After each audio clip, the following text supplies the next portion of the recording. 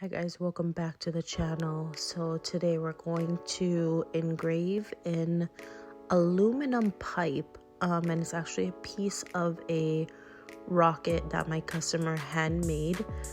So what we're gonna do right now is take apart our chuck.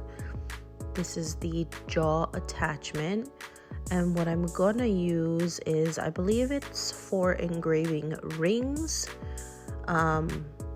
So it's going to help me hold. It's sort of an irregular pipe. I figured this would hold it the best.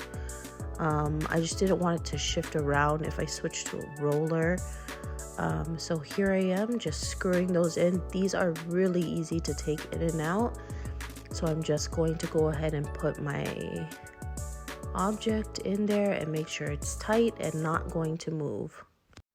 Okay, and I missed filming this part, but actually what I did to frame, and here's the settings while I talk, but what I did to frame, because the lights didn't show well on the pipe, was I put a piece of masking tape in the area where I was going to engrave, just to be able to see the lights while I was framing the object. Okay, and when you've got your framing all done, you go ahead and process and start, and click the button on the side of your machine to get that started. Here we go.